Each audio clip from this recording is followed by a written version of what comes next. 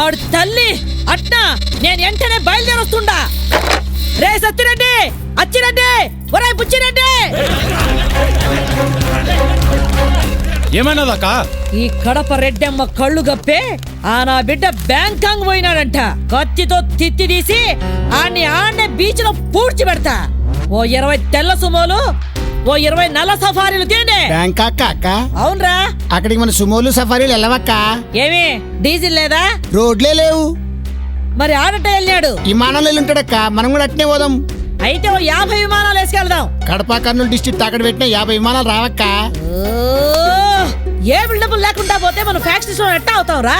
కావాలంటే మనందరం విమానంలో ఆడికి పోయి సుమోలు బ్యాంకాక్ రోడ్ని అద్దెకి తీసుకుందాం అక్క. అట్టా అయితే పారి. పాస్పోర్ట్ ఉన్న వాళ్ళు బ్యాంకాక్ దాకా రండి, లేనోళ్ళు హైదరాబాద్ ఎయిర్పోర్ట్ దాకా రండి. అక్క నేను విమానం ఎక్కుతాం, అది చూసి మీరంతా కింద నుంచి టాటా చెప్తారు గానీ. నాకు కూడా పాస్పోర్ట్ ఉన్నదన్నా. అయితే నువ్వు కూడా రా. పారా. మమ్మీ ఊరెళ్తున్నావా? అవునరా బిడ్డ. ఆడుకోవడానికి ఏమన్నా తేవా? తెస్తాను రా కొడక. ఆడి తలకాయ ఎత్తుకొస్తాను, పంతాడుకుందువు గానే.